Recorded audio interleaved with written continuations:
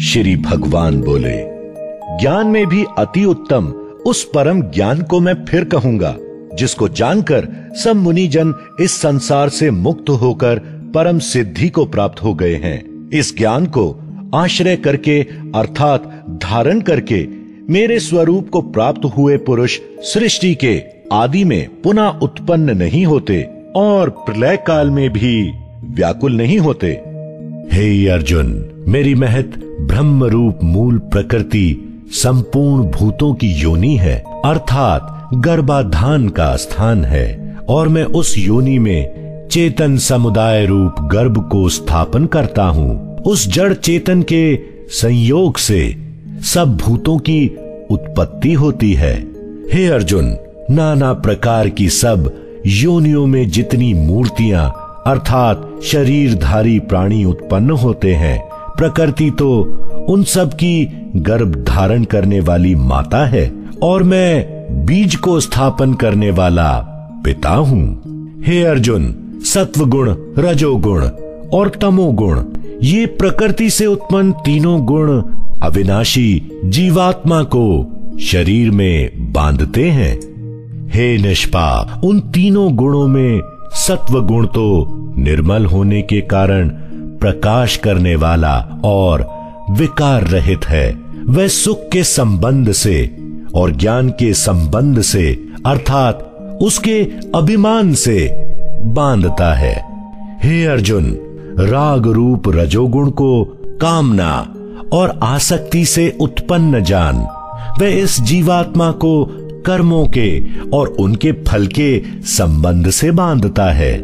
हे अर्जुन, सब देहाभिमानियों को मोहित करने वाले तमोगुण को तू अज्ञान से उत्पन्न जान। वह इस जीवात्मा को प्रमाद, आलस्य और निद्रा के द्वारा बांधता है।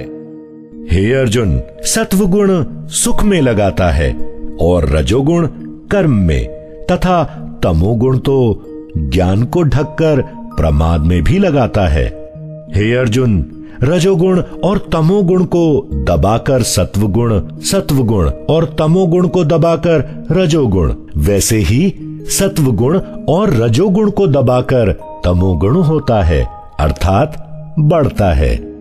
जिस समय इस देह में तथा अंतःकरण और इंद्रियों में चेतनता और विवेक शक्ति उत्पन्न होती है, उस समय ऐसा जानना चाहिए कि सत्व गुण बढ़ा है।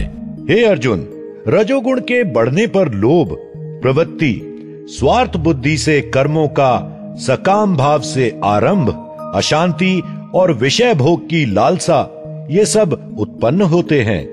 हे अर्जुन, तमोगुण के बढ़ने पर अंतःकरण और इंद्रियों में अप्रकाश, कर्तव्य कर्मों में अप्रवृत्ति और प्रमाद अर्थात व्यर्थ चेष्टा और निद्रादि अंतःकरण की मोहनी वृत्तियां, ये सभी उत्पन्न होते हैं। जब ये मनुष्य सत्व गुण की वृद्धि में मृत्यु को प्राप्त होता है, तब तो उत्तम कर्म करने वालों के निर्मल दिव्य स्वर्ग आदि लोकों को प्राप्त होता है।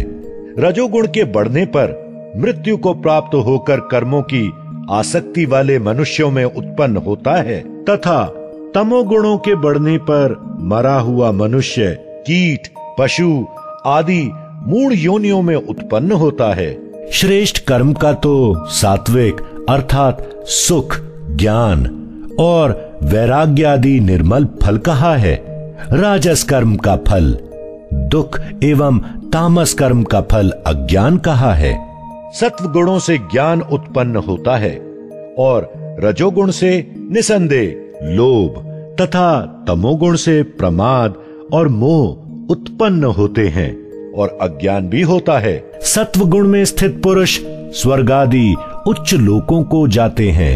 रजोगुण में स्थित राजस पुरुष मध्य में अर्थात मनुष्य लोक में ही रहते हैं और तमोगुण के कार्य रूप निद्रा, प्रमाद और आलस्य आदि में स्थित तामस पुरुष अधोगति को अर्थात कीट, पशु आदि नीच योनियों को तथा नरकों को प्राप्त होते हैं। जिस समय दृष्टा तीनों गुणों के अतिरिक्त अन्य किसी को करता नहीं देखता और तीनों गुणों से अत्यंत परे सच्चिदानंद घन स्वरूप मुझ परमात्मा को तत्व से जानता है, उस समय वह मेरे स्वरूप को प्राप्त होता है।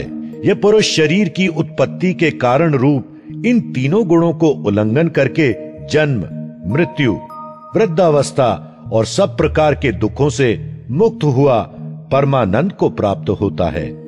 अर्जुन बोले, इन तीनों गुणों से अतीत पुरुष किन किन लक्षणों से युक्त होता है और किस प्रकार के आचरणों वाला होता है, तथा हे प्रभु, मनुष्य किस उपाय से इन तीनों गुणों से अतीत होता है?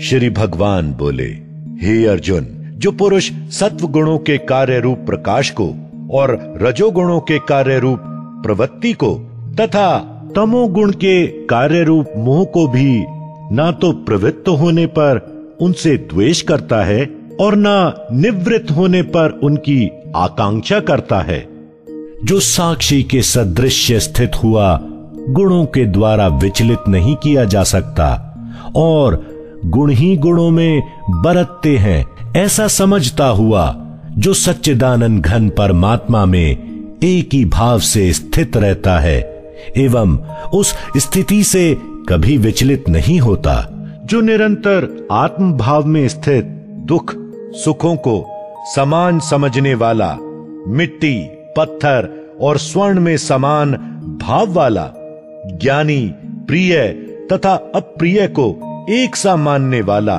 और अपनी निंदा स्तुति में भी समान भाव वाला है, जो मान और अपमान में सम है, मित्र और वैरी के पक्ष में भी सम है एवं संपूर्ण आरंभों में कर्तापन के अभिमान से रहित है, वह पुरुष गुणातीत कहा जाता है।